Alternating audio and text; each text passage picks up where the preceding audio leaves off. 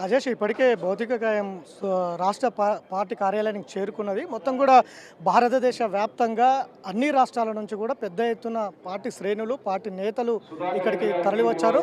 ఇక నివాళులు అర్పిస్తున్నారు. వివిధ పార్టీల నుంచి కాంగ్రెస్, బీజేపీ, బీఆర్ఎస్ ఇటు అన్ని పార్టీల నుంచి కూడా పెద్ద ఎత్తున ఇక్కడికి వస్తూ నేతలు సురవరం సుధాకర్ రెడ్డికి నివాళులు అర్పిస్తున్నారు. మధ్యాహ్నం 3 గంటల వరకు ఆయన సురవరం సుధాకర్ రెడ్డి పార్థివ దేహం రాష్ట్ర పార్టీ కార్యాలయంలో ఉండబోతుంది. ప్రస్తుతం మనతో జాతీయ కార్యదర్శి నారాయణ గారు ఉన్నారు. సార్ ఏంటి సార్ ఇలా ఏం చెప్తారు సురవరం సుధాకర్ రెడ్డి గురించి చెప్పమంటే ఒక మాటలు ఏం చెప్తారు?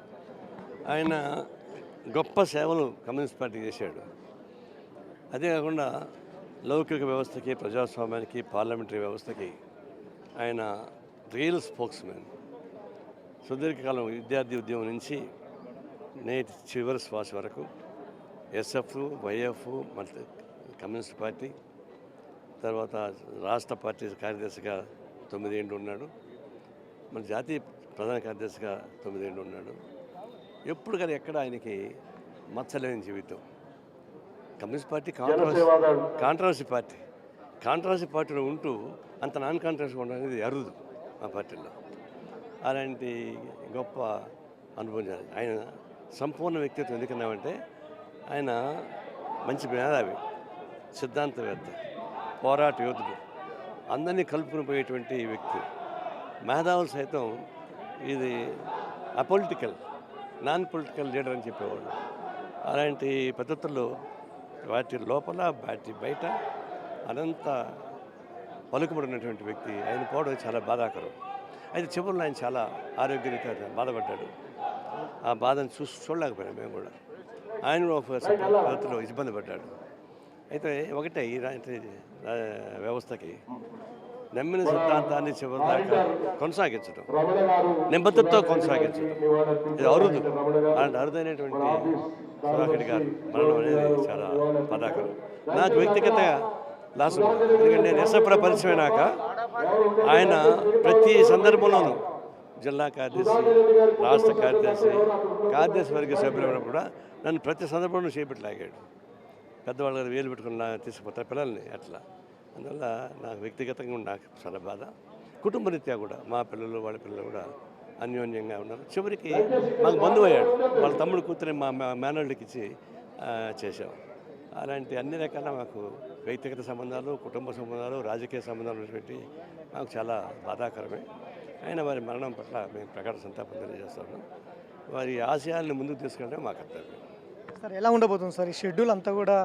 ఎన్ని గంటల వరకు ఇక్కడ ఉంచుతారు పార్టీ కార్యాలయంలో? అట్లనే ఎలా ఉండబోతుంది షెడ్యూల్? ఇప్పటికే గాంధీ మెడికల్ కాలేజ్కి అప్పచెప్పామని చెప్తున్నారు. 3 గంటలకి వరకు ఇక్కడ ఉంటుంది. అప్పటి వరకు వచ్చిన వాళ్ళు సందర్శించుకోవచ్చు. బహుశా ఇప్పుడు 1 అరగంటలో ముఖ్యమంత్రి వస్తా అన్నాడు. అనేక ముఖ్యమంత్రులు వస్తున్నారు. కేరళ నుంచి కార్యదర్శి, మాజీ మంత్రులు, ప్రెసిడెంట్ మంత్రులు వచ్చారు. తమిళనాడు నుంచి కమ్యూనిస్ట్ పార్టీ నాయకులు వచ్చారు. అట్లాగే ఉత్తరప్రదేశ్ నుంచి కమ్యూనిస్ట్ పార్టీ నాయకులు వచ్చారు. అనేక జిల్లా నుంచి ఫోన్లు వస్తున్నాయి. అయితే మహాసభ ఉన్నాయి కాబట్టి కొంతమంది రాలేకపోతున్నారు. ఆంధ్రప్రదేశ్ కూడా మొత్తానికి రావాల్సిందే. వాళ్ళు మహాసభ వాయిదా అయ్యాక ఒక 3 ప్రతినిధులు పంపించారు. ఆ విధంగా దేశవ్యాప్తంగా స్పందన, అన్ని రాష్ట్రాల స్పందన, అంతర్జాతీయ స్పందన కమ్యూనిస్ట్ పార్టీ ఉద్యమం అవి ఉత్తరాలు వస్తున్నాయి. త్వరగా విడుదల చేస్తారు. జాతీయ స్థాయిలో, అంతర్జాతీయ స్థాయిలో చాలామందికి ఉత్తరాలు రాస్తున్నారు, ఫోన్ చేస్తున్నారు, టెలిగ్రామ్స్ ఇస్తున్నారు. మాజీ ఉప ముఖ్యమంత్రి వెంకయ్యనాయుడు గారిని ఫోన్ చేశాడు.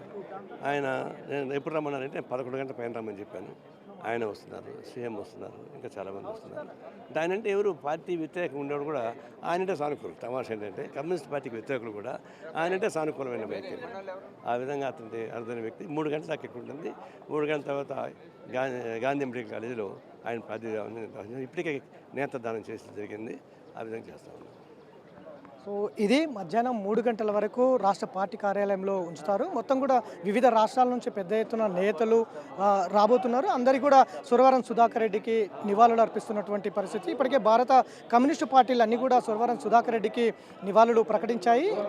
ఏదైతే రెడ్ ఫ్లాగ్ ఉంటుందో అదంతా కూడా అవగతం చేసినటువంటి పరిస్థితులు కనిపిస్తున్నాయి. మధ్యాహ్నం 3 గంటల తర్వాత ఇక్కడ నుంచి మగ్దుం భవన్ నుంచి గాంధీ హాస్పిటల్ వరకు భారీ ర్యాలీతో రెడ్ వాలంటీర్స్తో పూర్తి స్థాయిలో గాంధీ మెడికల్ కాలేజ్ వరకు వెళ్తారు. అక్కడ ఆయన పార్థివ దేహాన్ని గాంధీ మెడికల్ కాలేజ్కి అప్పచెప్తారని కూడా పార్టీ వర్గాలు చెప్తున్నటువంటి పరిస్థితి అయితే ఇక్కడ కనిపిస్తూ ఉంది.